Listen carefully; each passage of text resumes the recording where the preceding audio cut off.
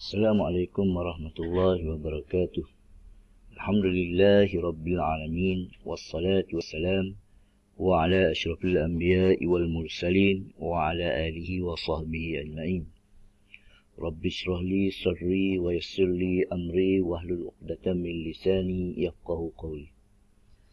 Alhamdulillah, ini kita akan teruskan pembelajaran kita dalam subjek adab ataupun akhlak dalam sukatan tahun 4 dalam tajuk adab berhujah.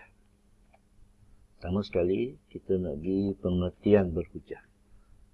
Apa maksud berhujah? Hujah ni adalah ucapan yang disampaikan oleh seseorang di khalayak ramai.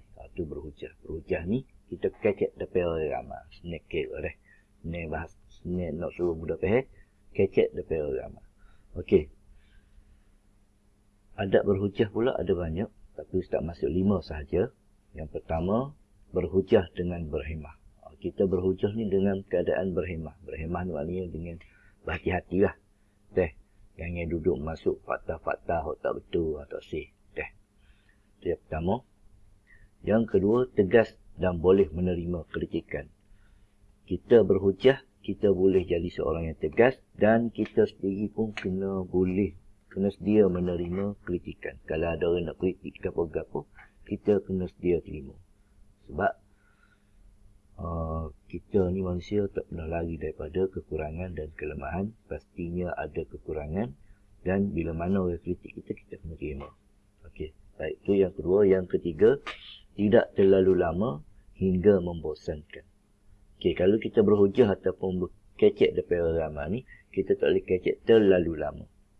Mungkin ambil masa 10 minit ataupun 15 minit pun dah cukup. Ada setengah orang kalau dia pandai kecek, setengah jam pun okey. Okey, kalau ambil terlalu lama, takut-takut orang jauh dengar tu berasa bosan. Orang jauh kecek ni memang rasa sedap, tapi alik dengar tu dia rasa bosan. Dia rasa puas. Okey. Yang keempat, menggunakan bahasa yang sesuai.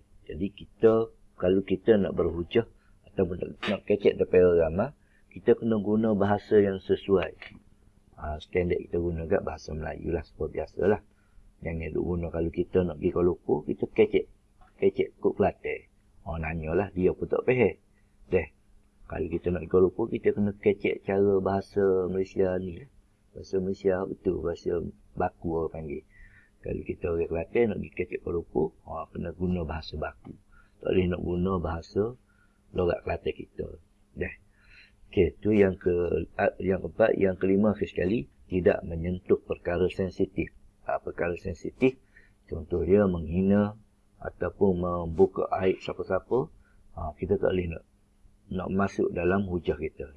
Kita tak boleh nak ambil benda tu sebagai poin ataupun dalam percakapan kita lah. Seterusnya, kita pergi ke tajuk ciri-ciri penghujah yang baik. Okey. Nak jadi penghujah yang baik ni, dia ada ciri-ciri dia.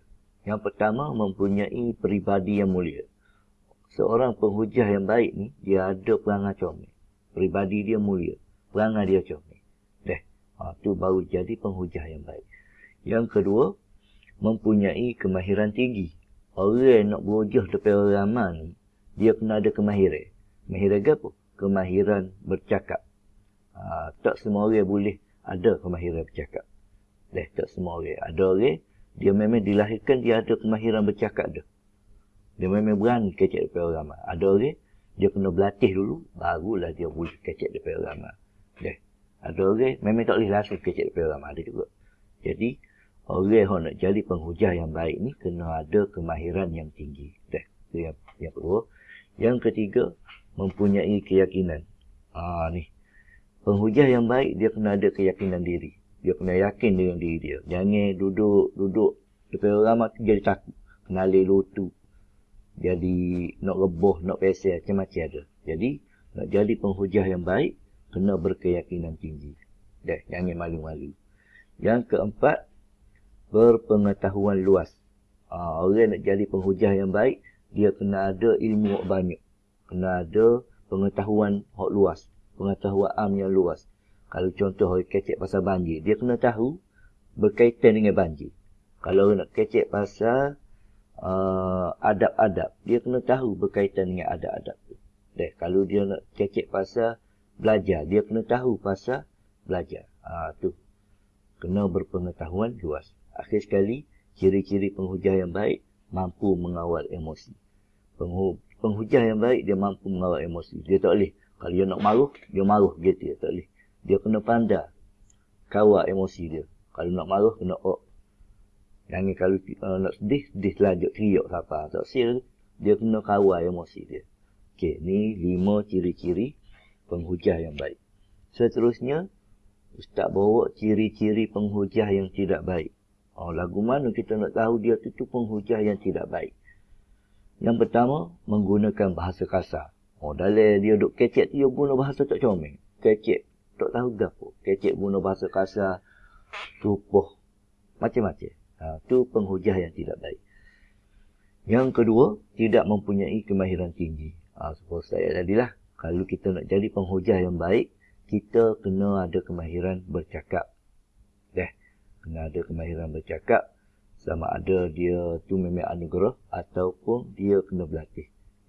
Kalau orang tak ada kemahiran tinggi dalam kecek ni, biasanya dia bukan seorang penghujah yang baik. Yang ketiga, tidak mempunyai keyakinan. Kalau penghujah yang tidak baik, dia tak yakin dengan diri dia. Duduk depan orang, kenali lutut, kering mulut, kering lidah. Lepas riak depan orang ramai, tak silap tu. Yang keempat, tidak berpengetahuan luas. Penghujah yang tidak baik, dia tak ada ilmu. Tak ada gapo-gapo. Dia tahu kecek, tak tahu gapo-gapo dia. Dia tak ada ilmu. Gapo dia nak kecek. Okey. Akhir sekali, yang kelima, tidak mampu mengawal emosi. Okey, seandainya seorang penghujah yang tidak baik, dia tak boleh nak kawal emosi dia sendiri. Kalau dia marah gitu ya. Sampai dia sebut benda-benda hak bukan-bukan. Kalau dia sedih selajuk. Sehingga sampai teriak pada. Tu ni ciri-ciri penghujah yang tidak baik. Seterusnya, faedah beradab. Okey. Faedah beradab, yang pertama, mendapat pahala. Siapa dia? Kalau dia beradab dengan berhujah, dia boleh pahala. Allah bagi dia pahala. Pahala-pahala ni Allah je boleh bagi. Dan pahala ni hanya untuk orang Islam. Orang kafir memang tidak akan terima pahala. Okey. Yang kedua, disukai oleh pendengar. Kalaulah kita beradab dengan masa berhujah, orang suka dengar hak kita kecek. Kalau kita tak jaga adab, contoh kita supo serana orang tak suka kita. Tu yang kedua. Yang ketiga, memberi kesan baik kepada pendengar. Kalau kita seorang penghujah yang baik, kita mampu memberi kesan baik kepada pendengar. Jadi pendengar tu daripada mungkin dia dulu seorang yang tak berapa bagus, lepas kita kecek tu, dia jadi kau baik. Tu seorang penghujah yang baik. Okey. Akhir sekali, tajuk terakhir, akibat tidak beradab. Akibat tidak beradab dengan masa berhujah. Yang pertama, menjatuhkan maruah diri. Contohnya, masa dia berhujah tu, dia tak jaga adab, dia serupa serana orang. Dia marah orang, dia maki hama orang. Dan pada masa yang sama, dia sebenarnya menjatuhkan maruah diri dia sendiri. Okey, itu yang pertama. Yang kedua, menimbulkan perselisihan pendapat. Okey, bila mana dia tidak menjaga adab masa berhujah, dia akan menimbulkan perselisihan. Perselisihan maknanya perbalahan ataupun pergaduhan lah. Bila ada masalah terjadi, cepat balah ataupun tak sepakat pendapat. Okey, itu yang kedua. Yang ketiga, akhir sekali, tidak memberi kesan baik kepada pendengar. Jadi, pendengar sendiri pun tak boleh nak terima benda positif daripada hak dia rakyat. Jadi, pendengar sendiri terima kesan hak tidak baik. Jadi, pendengar hak daripada baik-baik orang itu jadi ke hak jahat. Tu maknanya, tu bukan penghujah yang baik. Dan tiga ni adalah kesan akibat tidak beradab semasa berhujah. Okay, sekian saja daripada Ustaz. Kalau ada apa-apa masalah, boleh message Ustaz. Assalamualaikum warahmatullahi wabarakatuh.